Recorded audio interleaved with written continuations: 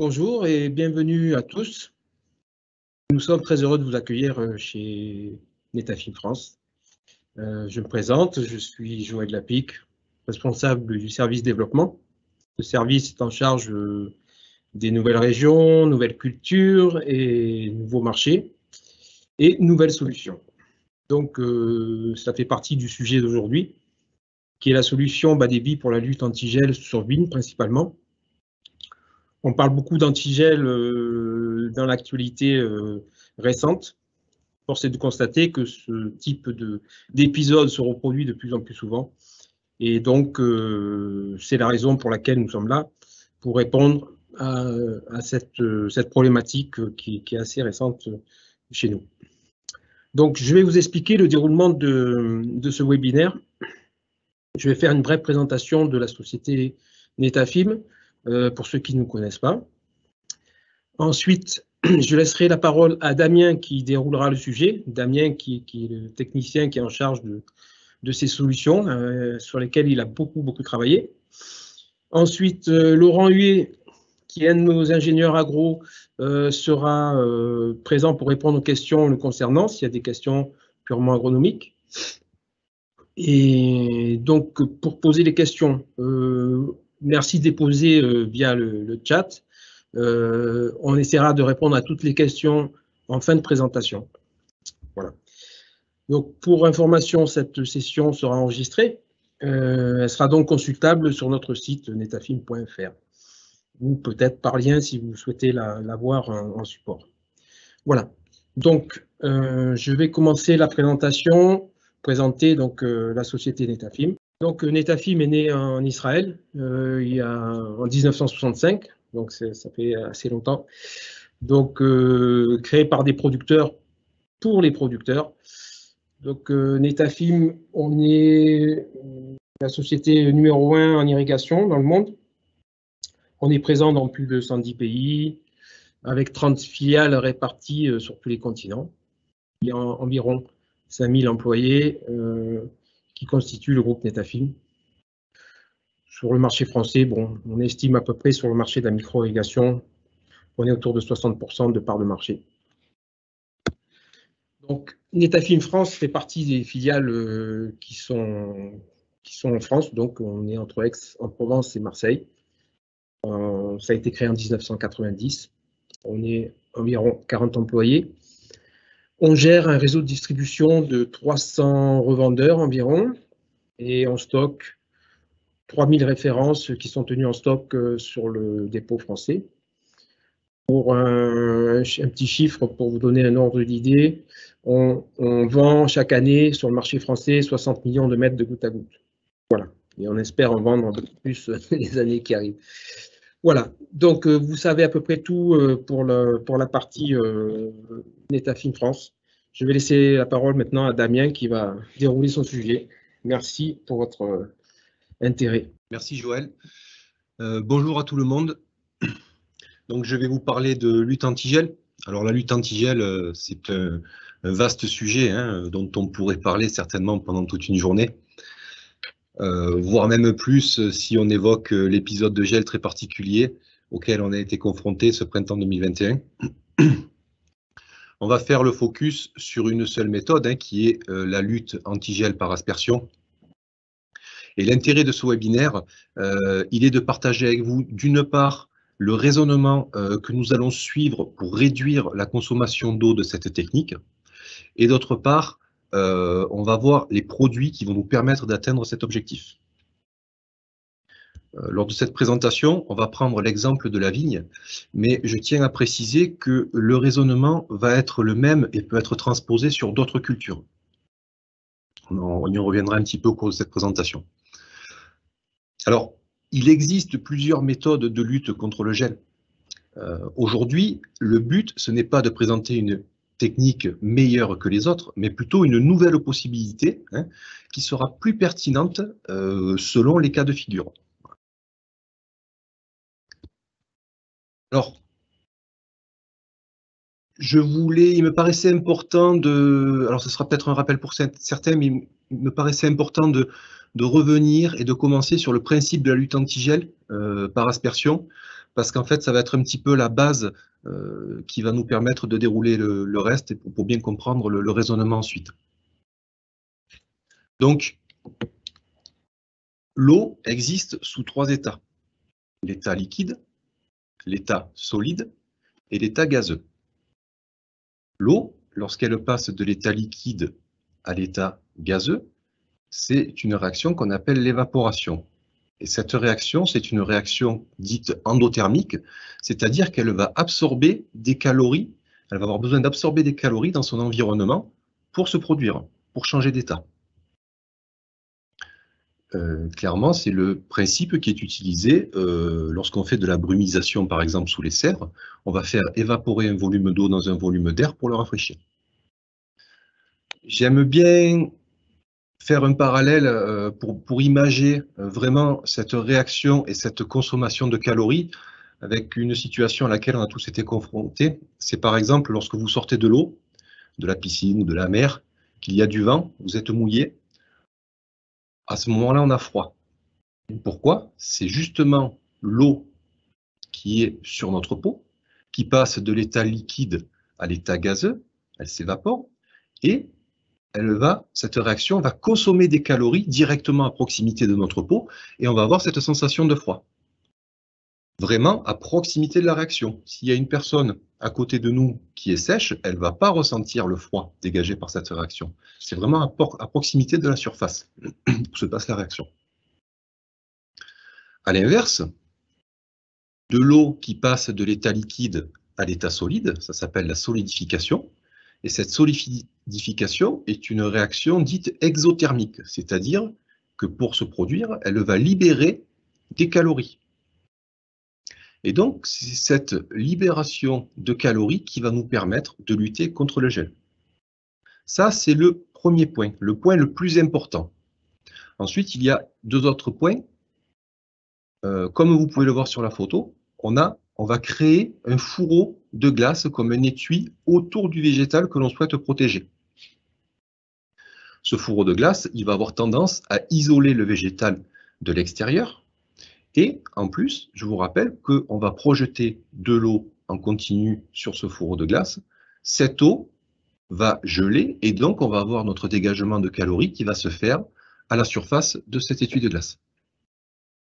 Le troisième point, il est vraiment négligeable. Il existe, mais il est négligeable. C'est le fait d'apporter une eau qui va être généralement, alors ça dépend des sources en eau, autour, on va apporter une eau qui est à peu près à 10 degrés dans un environnement. Et ça va avoir tendance à tempérer justement l'environnement. Alors voilà, ce qu'il faut retenir ici, ce qui est important, c'est que tant que de l'eau liquide est apportée sur la culture et se transforme en glace, elle libère des calories qui nous permettent de maintenir le végétal à 0 degré. La lutte antigel par aspersion, c'est une technique qui est très efficace face aux gelées blanches. C'est une technique qu'on connaît depuis longtemps. Certains producteurs, dans certaines régions, ont une expérience énorme. En revanche, l'efficacité va être beaucoup plus discutable et aléatoire face aux gelées noires. On aura l'occasion d'en rediscuter. Alors, on a vu que pour protéger notre culture, on devait apporter de l'eau sur notre culture. Oui, mais quelle quantité d'eau faut-il apporter? Alors historiquement, la valeur de référence, c'est 4 mm/h. 4 mm/h de pluviométrie. Si on raisonne à l'hectare, ça va nous faire un débit de 40 m3/h. Et dans la pratique, on est bien souvent à 45 m3/h par hectare en couverture totale. En couverture totale, ça veut dire qu'on va apporter l'eau sur l'ensemble de la parcelle. C'est quelque chose qui est historiquement fait avec des arroseurs à batteur. Nous, chez Netafim, on pratique cette technique donc avec de l'arroseur qu'on appelle le Meganet. C'est un mini asperceur. Et on fait de la couverture intégrale en 12 par 12, comme vous pouvez le voir sur cette photo. Donc là, c'est du cerisier, mais on peut faire la même chose sur vigne. On en fait beaucoup sur pommier, sur kiwi, etc. La tendance actuelle, au niveau de notre bureau d'études, c'est de descendre jusqu'à 3,5 mm/h selon les cas de figure. On peut se permettre de faire ça parce qu'on a une bonne maîtrise avec cet arroseur de la répartition pluviométrique. Et si on a une bonne uniformité, on peut se permettre d'approcher ces valeurs. Parce qu'à 4 mm/h de moyenne, il faut bien se dire que si on a une mauvaise répartition, il y a des zones où on peut avoir 3 mm/h, 2 mm/h, d'autres zones 6 mm/h. Donc si on maîtrise la répartition, on peut se permettre de descendre un petit peu ce débit. Alors, maintenant, comment pouvons-nous réduire la consommation d'eau de cette technique tout en conservant la même efficacité? Sous-entendu, en conservant la même pluviométrie, cette valeur de 4 mm/h. Donc, on va voir le raisonnement théorique pour réduire cette consommation d'eau, et on va prendre l'exemple d'un hectare de vigne avec des écartements entre rangs de 2,50 m. On va considérer que la largeur de culture à protéger, dans ce cas, donc à cette période de l'année, qui est généralement au mois d'avril à peu près, c'est 50 cm de large. Si on est à 2,50 m entre rangs, on va avoir 4000 mètres linéaires de plantation à l'hectare. Donc 4000 mètres linéaires fois 50 cm de large, ça veut dire que la surface réelle à protéger sera de 2000 mètres carrés de culture sur un hectare. On va avoir des zones qui représentent les interrangs sur lesquels on n'a pas besoin d'apporter d'eau, on n'a pas besoin de protéger. Cette surface, pour un hectare, va représenter 8000 mètres carrés. 8000 mètres carrés sur lesquels on n'a pas besoin d'apporter d'eau. Donc si on veut protéger 2000 mètres carrés de culture, avec une pluviométrie qui est notre pluviométrie de référence de 4 mm/h, théoriquement, on pourrait le faire avec un débit de 8 mètres cubeurs par hectare. Donc ce qu'il faut retenir, c'est que si on applique ces 4 mm/h uniquement sur notre culture, on économise en théorie 80% d'eau. Alors, pour y parvenir, il va cependant nous falloir un arroseur adapté à cela.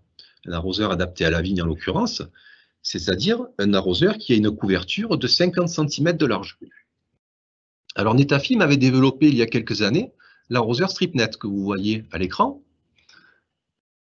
StripNet, donc en anglais, strip c'est bande. Donc c'est un arroseur qui arrose en bande avec pour particularité d'avoir une couverture qui fait 50 cm de large sur 5 mètres de long. On le voit sur cette représentation ici. Cependant, pour obtenir cette couverture, le débit nécessaire à l'arroseur est de 30 litres par heure. 30 litres par heure rapporté à la surface couverte, ça nous fait une pluviométrie réelle de 12 mm/h. 12 mm/h, on est quand même 3 fois supérieur à notre objectif qui est de 4 mm/h. On a malgré tout un gain de débit puisque ça ferait un débit à l'hectare de 24 m3. 24 m3 comparé à nos 40-45 m3 de couverture intégrale, c'est malgré tout intéressant.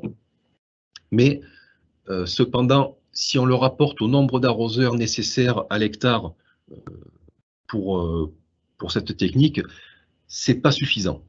Et ça nous dit sur ces 12 mm/h, dit surtout qu'on a une marge de progression qui est encore possible pour atteindre les 4 mm/h. Nous, qu'est-ce qu'il nous faudrait avec cette couverture? On a dit qu'on voulait couvrir cette surface, cette zone de 50 cm de large par 5 mètres de long, ce qui représente 2,5 m². On souhaite apporter 4 mm/h sur ces 2,5 m². Ça veut dire qu'il nous faudrait un arroseur qui fait environ 10 litres par heure au lieu des 30 litres/heure, mais avec la même couverture. C'est la problématique donc qu'on a dû résoudre. Comment faire fonctionner un arroseur avec moins de débit et bien sûr en conservant la même portée, les mêmes caractéristiques en termes de couverture. Dans cet objectif que Netafim a développé le Pulsar qui va nous permettre justement de faire fonctionner une buse de 30 litres/heure avec un débit de 10 litres/heure, à peu près, ça c'était notre objectif, mais en l'occurrence ça sera 12 litres/heure. Comme vous pouvez le voir, on retrouve en partie autre la buse de notre arroseur StripNet, qui a les caractéristiques qui nous intéressent, et juste en dessous, on a un clapet anti-vidange qui lui va s'ouvrir que à partir de 2,5 bars. En partie basse, la pièce violette, ici, c'est un goûteur rapporté, PC Junior, de 12 litres/heure autorégulant. C'est un goûteur qu'on va piquer sur un tuyau polyéthylène. Ce goûteur va fonctionner en continu à 12 litres/heure et il va remplir la chambre du pulsar qui est ici. Cette chambre contient une poche en aluminium, une poche d'air. Pourquoi d'air? Parce que l'air est compressible. Donc le goûteur, en remplissant la chambre, il va la remplir d'eau, la pression va augmenter. La pression d'eau va comprimer la poche d'air jusqu'à atteindre 2,5 bars. Lorsque la pression de 2,5 bars sera atteinte dans cette chambre, le clapet ici va s'ouvrir, la poche d'air va se détendre et propulser l'eau contenue dans la chambre à travers la buse et donc sur notre culture. Instantanément après, notre clapet va se refermer et on a le remplissage en continu de notre chambre. Donc remplissage en continu, mais propulsion du jet par intermittence. Alors qu'est-ce que ça nous donne maintenant si on le rapporte à l'hectare dans la pratique? On a toujours notre couverture qui nous intéresse, 50 cm de large, 5 mètres de long, qui représente 2,5 mètres carrés. Si on reste sur notre exemple d'une vigne plantée à 2,50 m entre rangs, on a 4000 mètres linéaires plantés. Donc 4000 mètres divisé par 5 mètres qui est notre espacement entre arroseurs, ça nous fait 800 pulsars par hectare. 800 pulsars de 12 litres/heure, ça nous fait un débit réel de 10 mètres cubes/heure par hectare. Donc là, on a réussi parce que on a conservé notre pluviométrie, et même mieux, en réduisant notre débit hectare, qui est de 10 mètres cubes/heure. Alors la pluviométrie, si maintenant on va voir quelle est notre pluviométrie réelle dans ce cas de figure, si on apporte ces 12 litres/heure sur notre surface de 2,5 mètres carrés, vous pourrez vous rendre compte que ça fait 4,8 mm par heure. Donc ça fait même une pluviométrie plus élevée que ce qui se fait le plus couramment en couverture intégrale, tout en divisant par plus de 4 le débit à l'hectare, les besoins de débit hectare. Maintenant, je vais vous montrer une petite vidéo qui représente le fonctionnement de l'arroseur pulsar. Donc on retrouve notre buse en point haut, juste en dessous notre clapet anti-goutte. Clapet anti-goutte qui est composé en fait d'un ressort, enfin clapet anti-danger d'un ressort et d'une membrane. La chambre avec la poche d'air, poche en aluminium qui contient de l'air. Notre goûteur qui remplit en continu la chambre. La pression augmente, le tube, la poche d'air pardon, est comprimée. Lorsqu'on atteint 2 bar 5, le clapet s'ouvre, ce qui libère le jet du pulsar. Le clapet se referme et le remplissage se continue, et ainsi de suite. Ici, une vidéo qui n'est pas en situation de gel, mais qui montre bien les pulses, le fonctionnement du pulsar. On se rend compte qu'on a 2 à 3 secondes entre chaque pulse.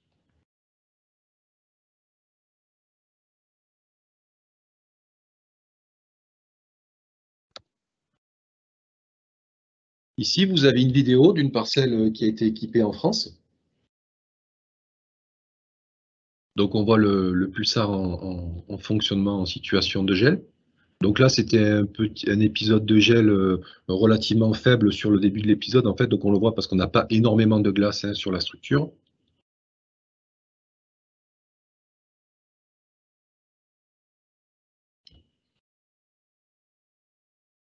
Donc ça, c'est un producteur qui a protégé, qui a sauvé son rendement 3 années de suite, 2018, 2019 et 2020. Alors sur les 3 années, il y en a une où il y avait un épisode de gel très faible. Je crois qu'on était à moins 0,5 ou moins 1, peut-être qu'il n'aurait pas eu de dégâts même s'il n'avait pas déclenché. Mais les 2 autres années, c'était significatif avec du moins 2,5 à moins 3, où habituellement, il perdait sa récolte. Comme on peut le voir autour, en fait, cette parcelle, c'est vraiment une cuvette et une parcelle très gélive qui est soumise à des épisodes de gel récurrents.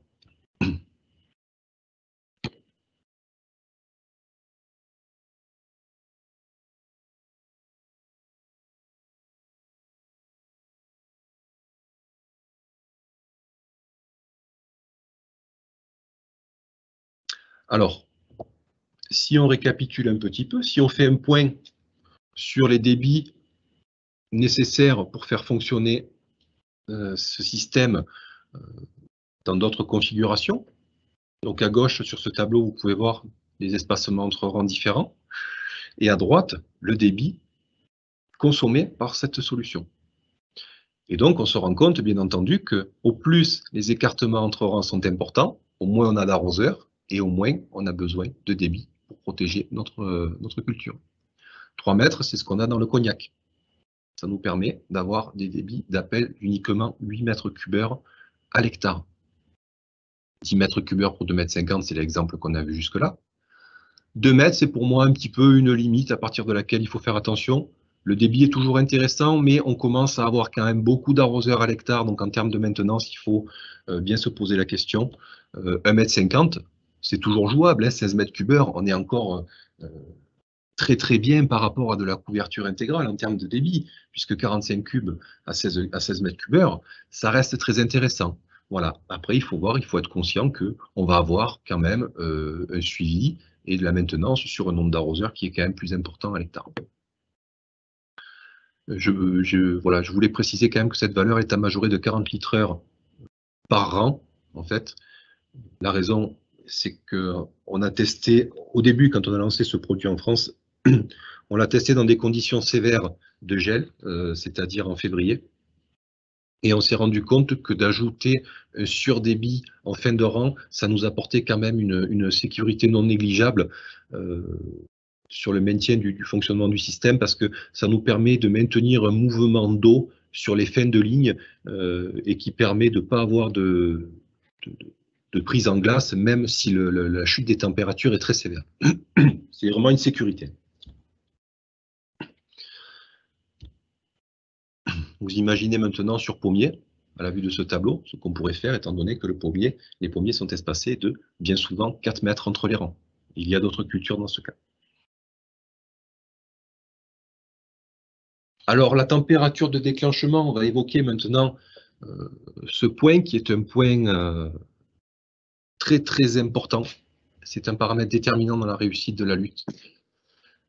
Généralement, lorsque la lutte n'a pas fonctionné, c'est parce que le déclenchement ne s'est pas fait correctement. C'est vraiment critique et déterminant et il faut savoir un petit peu, vraiment appréhender quelles sont les conditions pour déclencher au plus juste. Ce qui va m'amener à parler des différents types de gelées auxquels on peut avoir à faire face. Il est important de bien avoir connaissance du type de gel face auquel on doit lutter, afin d'apporter la meilleure réponse possible.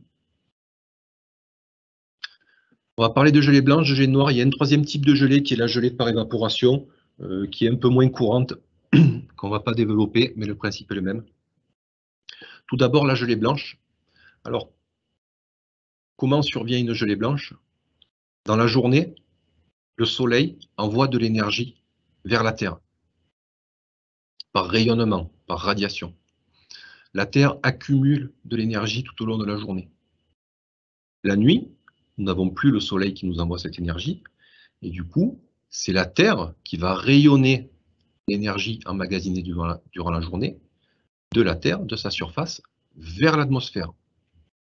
Lorsque ce bilan entre l'énergie emmagasinée la journée et l'énergie rayonnée, relarguée la nuit est négatif, c'est là qu'on va avoir des températures négatives qui vont apparaître. Ces températures négatives, forcément, elles commencent à se former au sol parce que notre gradient de température s'échappe depuis la Terre vers l'atmosphère. Cet air froid est plus dense et il va avoir tendance à s'écouler comme un fluide sur le relief. Et c'est pour ça, et c'est très caractéristique des gelées blanches, c'est généralement les parcelles en cuvette ou en fond de vallon, dans des points bas, dans des bas-fonds, qui vont être les plus exposés, parce que c'est à cet endroit-là que cet air froid va s'accumuler. Si on remonte un petit peu en altitude, l'air est plus doux, parce qu'on a notre gradient de radiation de la Terre depuis l'atmosphère. Au-delà, on repasse sous une chute de température normale liée à l'altitude. Plus on monte en altitude, plus on perd de température. C'est ce qu'on appelle l'inversion thermique. Elle est représentée ici. Au sol, vous pouvez avoir des températures plus froides. En remontant entre 10 et 20 mètres d'altitude, vous avez des températures plus douces. Et on recommence à perdre des degrés au fur et à mesure qu'on monte en altitude. Ça, c'est l'inversion thermique. L'inversion thermique qui est inversion de température, qui est caractéristique des gelées blanches. Dans une gelée blanche, la chute des températures est relativement lente, et progressive, on perd environ 1 degré par heure. On a une humidité de l'air qui est élevée, à peu près 80% d'hygrométrie. Absence de vent, ça c'est caractéristique. Pourquoi? Parce que si on avait du vent dans le cas d'une gelée blanche, le vent nous brasserait les zones, les couches plus douces d'altitude avec les couches plus basses qui sont plus froides, et ça permettrait de tempérer en fait les couches les plus froides et d'éviter d'avoir du gel. Le principe d'un tour à vent, c'est exactement celui-ci, c'est de brasser ces deux couches d'air pour homogénéiser cette zone et avoir des températures plus douces. Et donc, inversion de température, on l'a vu. Maintenant, il y a un autre phénomène qui peut survenir, c'est la gelée noire, qu'on appelle aussi gelée par advection. Sur cette illustration, qui représente très bien le phénomène, c'est un front, la gelée noire, c'est un front d'air froid, une masse d'air très froid, qui vient de l'Europe, des pays du nord-est, du nord de l'Europe, et qui descend vers la France. C'est ce qu'on appelle l'autoroute du froid. Dans ces cas-là, la température chute très rapidement. On a un air très sec, et cet air très sec, il va empirer le phénomène. Comme on l'a vu au début, de l'eau qui s'évapore, c'est une réaction qui va consommer de la chaleur, donc il va faire chuter la température. Plus votre air est sec, plus il va favoriser l'évaporation et donc la chute des températures. On a un vent qui est supérieur à 8 km/h. Le déplacement de ce front froid est accompagné de vent. Pour rappel, cette année, dans certaines régions, on a eu des vents jusqu'à 50 km/h. En cas de gelée noire, on n'a pas d'inversion thermique. La masse d'air froid est très épaisse. Donc en fait, le vent, il brasse l'air froid avec l'air froid. Si on avait une tour à vent, pareil, elle brasserait de l'air froid avec de l'air froid, donc elle serait inefficace. Donc voilà les caractéristiques et les différences entre gelée noire et gelée blanche, et qui vont nous permettre bien d'adapter la lutte.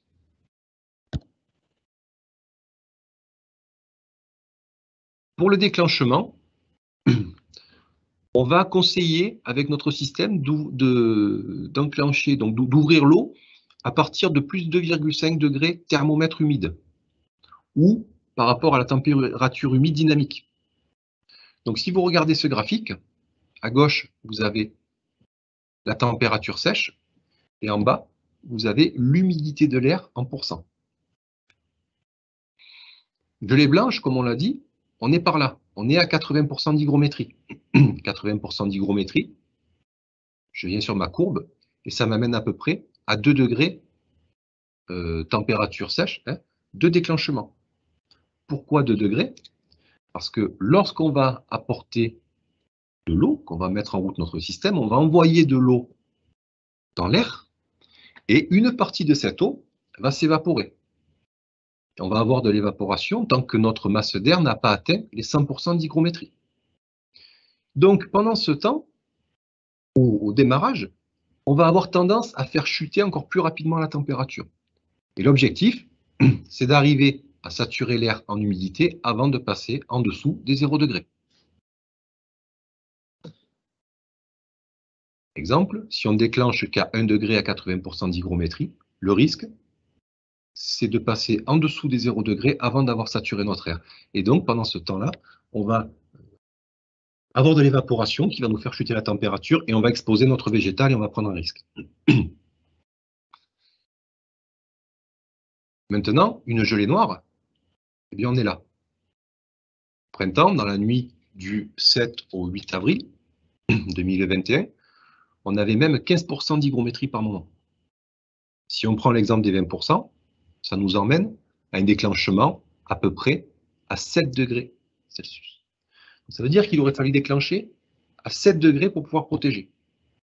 Théoriquement, celui qui déclenche à 7 degrés, même si l'air est très sec, Il peut protéger parce qu'il va atteindre la saturation de l'air avant de passer en dessous des zéros. Oui, mais voilà, le problème, c'est le vent. Et cette année, on l'a bien vu, c'est qu'on avait du vent pendant cet épisode de gel. Et le vent, il va nous déplacer les masses d'air. Et donc, comme l'air se déplace, il va être très compliqué, voire impossible dans certains cas, de saturer l'air. Et donc, on va avoir uniquement une réaction d'évaporation qui, elle, nous fait chuter encore plus la température. Et c'est ce qui s'est passé cette année dans certains cas. C'est pour cette raison que nous n'avons pas la prétention, avec cette technique, de pouvoir lutter contre le gel dans un cas de gelée noire. Uniquement, ce sera efficace uniquement face aux gelées blanches. La température de coupure, d'arrêt, nous allons recommander d'arrêter le système une fois que la glace a fondu. En fait, on s'est rendu compte que dans certains cas, si on arrête l'irrigation, l'apport d'eau trop tôt, on peut avoir un effet loupe des rayons du soleil à travers la glace, et cet effet loupe va nous brûler le végétal. Alors c'est quand même dommage d'avoir lutté toute une nuit contre le gel, et au dernier moment, de griller notre végétal à cause du rayonnement solaire. Voilà. Donc, on préconise d'attendre que la glace ait fondu. Donc, tant qu'on apporte de l'eau sur la glace, on a du mouvement, on n'a pas cet effet loupe statique. Il y a des outils pour nous aider à piloter et à déclencher la lutte antigel. Donc, il y a d'une part l'alerte et d'autre part le déclenchement. Pour l'alerte, Netafim est partenaire de Syncrop. Syncrop fournit des stations météo qui permettent de vous alerter en temps réel ou presque, parce qu'on n'a pas de mesure toutes les 15 minutes, mais qui permet de vous alerter sur les conditions de votre parcelle. Donc vous allez pouvoir suivre l'évolution de la température sèche, de la température humide, du vent, de l'humidité de l'air, etc. Donc ça va vous permettre de recevoir en plus des alertes, depuis chez vous ou même depuis votre lit, selon l'heure à laquelle l'épisode survient. Et vous avez même la possibilité d'avoir des prévisions. Pour la partie déclenchement, on va travailler, nous, avec le programmateur Frosty. C'est un programmateur qui est muni d'une sonde de température et d'humidité intégrée. Et ce programmateur va permettre le déclenchement d'une électrovanne, et donc de votre système. Alors, il est pour nous important de travailler avec ce système parce que c'est une sécurité. On ne peut pas se permettre d'être en retard pour déclencher, pour ouvrir la vanne. Si on cherche ses chaussettes, si la voiture ne redémarre pas, ou si on a besoin de passer sur une autre parcelle avant, voilà, on ne peut pas prendre ce risque, il y a trop d'enjeux, il faut que le système démarre dans les temps. Donc le programmateur, lui, il est réglable avec l'humidité, la température, etc. Et je tiens à rappeler que la présence du producteur, ce n'est pas qu'elle est souhaitable, c'est qu'elle est malgré tout indispensable en cas d'épisode de gel.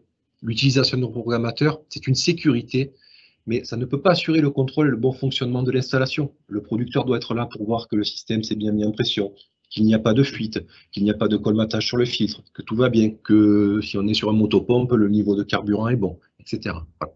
C'est très important.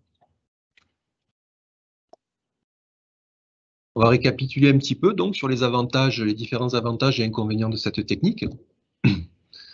Les avantages, d'une part, il y a un aspect agronomique, c'est-à-dire que on va apporter moins d'eau dans le sol au moment où la végétation redémarre.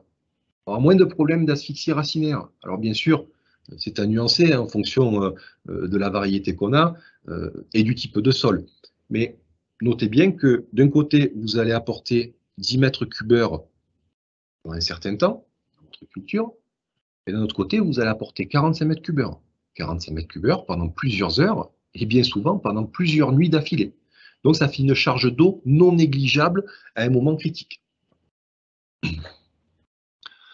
La faisabilité, et pour moi c'est le point le plus important, et c'est ce qu'il faut retenir, c'est que cette technique, elle va permettre de protéger des parcelles qui ne pourraient pas l'être avec de l'aspersion classique, ou des parcelles qui disposent d'une ressource en eau limitée. Je ne pense pas que cette technique soit vouée à équiper des vignobles de 30 hectares, 40 hectares. C'est pour moi plus adapté à des parcelles critiques et stratégiques qui sont mal placées, qui sont isolées et qui surtout qui n'ont pas assez d'eau pour utiliser notre système. La cohérence, alors j'entends par là se rapprocher du débit d'irrigation. Parce qu'en fait, si vous prenez notre exemple de notre vigne plantée à 2,50 m, le débit d'irrigation sera de 6,4 m3. Et le débit pour la lutte antigel en pulsar, je vous le rappelle, est de 10 m3. Donc il n'y a pas un gros écart entre les deux, ce qui va nous permettre d'utiliser une partie de l'infrastructure pour les deux systèmes, d'utiliser la partie irrigation pour faire de l'antigel. Alors ça, c'est si on l'a pris au préalable et qu'on a légèrement surdimensionné le réseau. L'aspect économique. Alors l'aspect économique, il n'est pas valable si on prend juste le matériel à la parcelle. Hein. Vous serez beaucoup plus cher en pulsar. Non, l'aspect économique, il devient intéressant lorsqu'on prend l'installation dans son ensemble. C'est-à-dire le pompage, l'abonnement électrique quand il en faut un, les canalisations d'amener d'eau, les vannes, etc. Si on prend l'exemple de quelqu'un qui veut protéger 5 hectares, 5 hectares en pulsar, il vous faut 50 m3. Avec de la couverture intégrale classique, on va être entre 225 et 250 m3 pour la même surface. Et donc, vous vous doutez bien que l'installation, le pompage, seront complètement différents. Et c'est ça qu'il faut prendre en compte. Ensuite, avantage aussi au niveau de l'impact sur le milieu. L'impact sur le milieu qui est donc de limiter les prélèvements instantanés dans le milieu naturel. Ça, c'est quelque chose qu'on entend de plus en plus, qui revient de plus en plus sur la table et qui, on peut le prédire, sera de plus en plus d'actualité dans le futur. Inconvénients. Alors les inconvénients, on les a évoqués. Hein. Ben, c'est la maintenance, c'est-à-dire que vous avez un nombre d'arroseurs plus important à l'hectare, pour une même surface, qu'un système de couverture intégrale classique. Voilà. Donc il faut s'assurer avant l'épisode de gel que tout fonctionne comme il faut, qu'il n'y a pas de problème, que l'alignement est bon, etc. Le pilotage, il est plus fin que sur un système d'aspersion classique. On a moins de marge de manœuvre, hein, donc il faut être un petit peu plus rigoureux. Filtration nécessaire à 130 microns. Alors, je l'ai mis dans les inconvénients. Ceci dit, si vous avez déjà un système d'irrigation en goutte à goutte, eh bien cet inconvénient il va être dilué parce que vous avez déjà un système de filtration pour votre goutte à goutte généralement. Voilà. Donc il va être un petit peu, voilà, c'est à nuancer. Et la technique est inadaptée au gelé noir, notamment à cause de la présence de vent. Je l'ai mis dans les inconvénients, là aussi j'aurais peut-être pu le mettre en guillemets parce que aujourd'hui je ne sais pas si une technique, vous allez avoir une garantie de 100% de protection de votre culture pour une technique donnée face à un épisode de gelée noire. Hormis peut-être le câble chauffant, qui de par son principe de fonctionnement pourrait peut-être apporter cette garantie, mais pour les autres techniques, je n'en suis pas certain.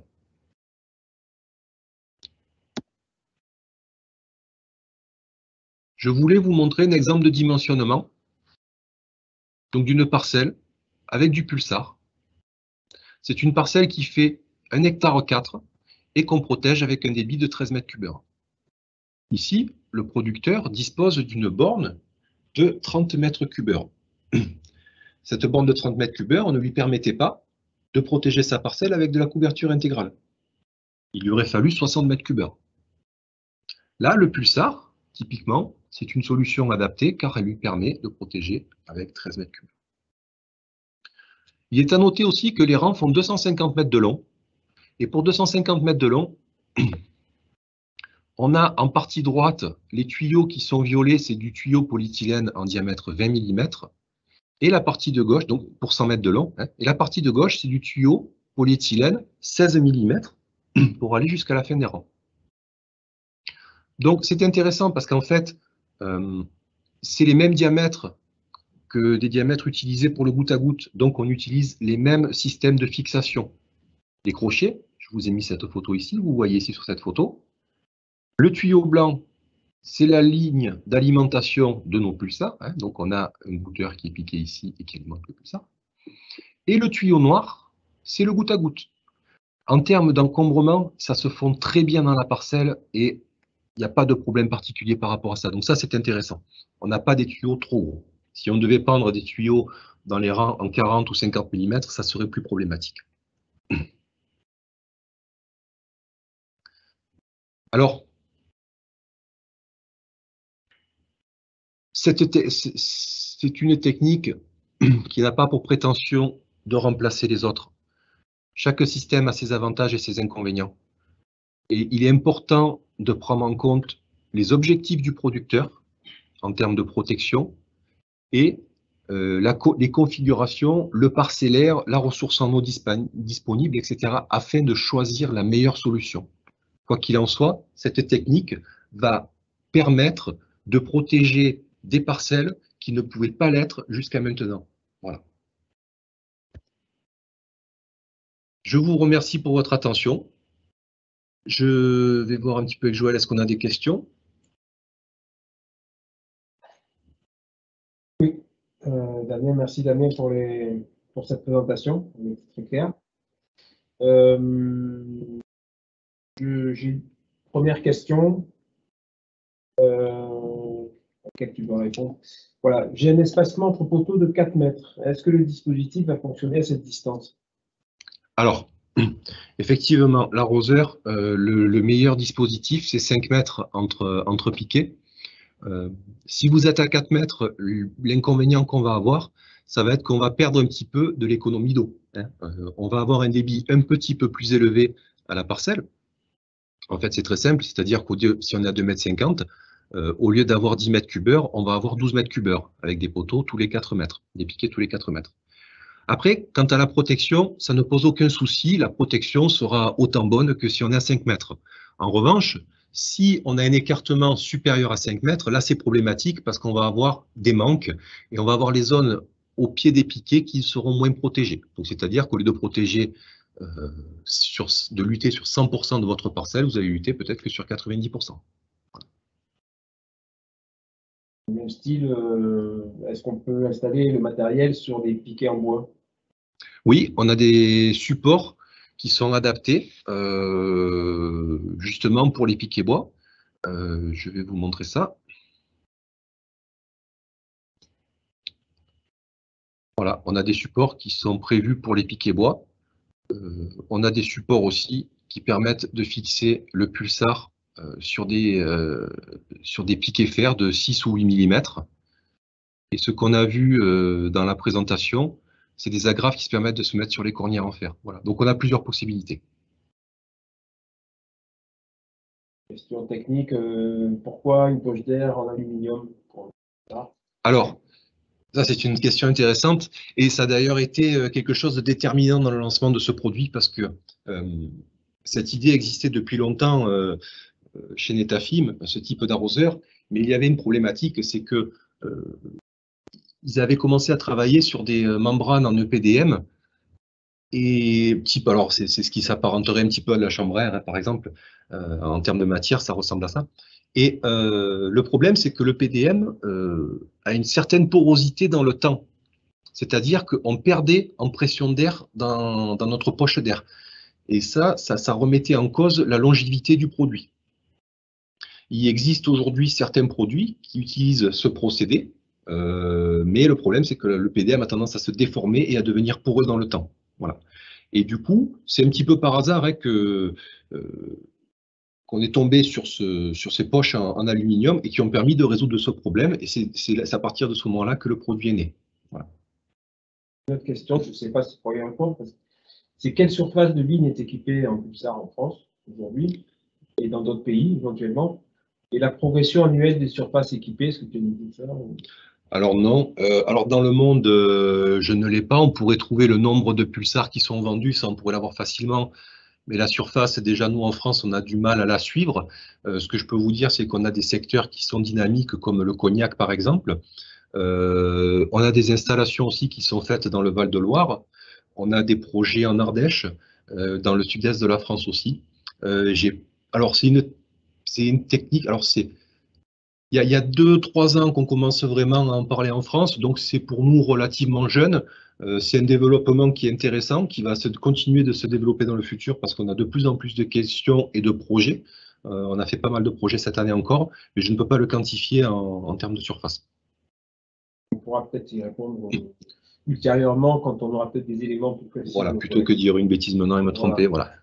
On nous pose la question aussi de savoir si on peut utiliser ce système-là dans le cadre de l'irrigation.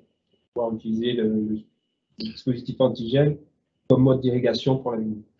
Alors, on ne va pas forcément le conseiller, déjà pour des raisons phyto. Hein. Apporter de l'eau sur le feuillage à certaines périodes de l'année, on va favoriser l'apparition de certaines maladies. Une fois qu'on a le système Pulsar qui est installé, on a le principal de l'installation, et ça ne représente pas grand-chose finalement de rajouter des lignes de goutteurs à chaque rang, et vous aurez une bien meilleure efficacité. Voilà, et j'ai une dernière question. Comment ça se passe avec la machine à vendanger au niveau des vendanges? Alors, effectivement, là, sur les premières vendanges qu'on a fait sur les installations en Pulsar, on a eu des soucis de déboîtement de la tête de l'arroseur. Donc, on a préconisé d'installer, en fin d'épisode GELIF, de retirer la tête de l'arroseur et de la remplacer par un bouchon. Ceci afin de ne pas retrouver les bus d'arroseur dans la machine à vendanger. Je vais vous montrer une évolution toute récente qui a été apportée sur le produit. Comme vous pouvez le voir, on a rajouté un système d'agrafe à cet endroit-là qui permet de ne plus avoir de déboîtement de la tête de l'arroseur. Donc ça, c'est le seul souci qu'on a rencontré. Après, pour le reste, pour la partie tuyau, c'est vrai que les batteurs de la machine ne vont pas l'endommager. Le tubing de l'arroseur Pulsar, il passe contre le piquet. Donc au niveau de la prétailleuse, il n'y a aucun problème. Sauf si vous avez effectivement un tubing qui fait une boucle d'1 mètre, quand on va passer à la prétailleuse, il y a une chance sur deux de l'attraper. Mais si l'installation est bien faite dès le début, on n'a aucun problème. On peut avoir, au même titre que le goutte à goutte, sur certains endroits, le tuyau qui sort du crochet. Mais ça, c'est quelque chose que les gens remettent généralement au moment de la taille ou du débourgeonnage quand ils passent dans le travail. Quand il y a le travail manuel qui fait dans la vigne, de temps en temps, peut-être une fois tous les 50 mètres, il faut renclencher le tuyau dans son crochet. Voilà. Mais sinon, aucun souci avec la machine à vendanger. Okay. Bon, je pense qu'on est arrivé au bout de notre timing. Donc, juste pour rappel, nous serons présents au site EVIC. Si des gens parmi vous peuvent nous rendre visite sur le stand, il y aura tout ce matériel qui sera en exposition et donc avec l'appui de Damien qui pourra aller un peu plus loin si vous avez d'autres questions à poser. Sinon, n'hésitez pas à laisser vos questions sur le site, on y répondra bien sûr. Donc, je tenais à vous remercier de votre présence et puis en vous souhaitant une bonne saison et en espérant que ce soit un genre de dispositif qui ne soit pas trop utilisé cette année. Mais bon, voilà. En tout cas, merci beaucoup et bonne journée. Merci. Au revoir.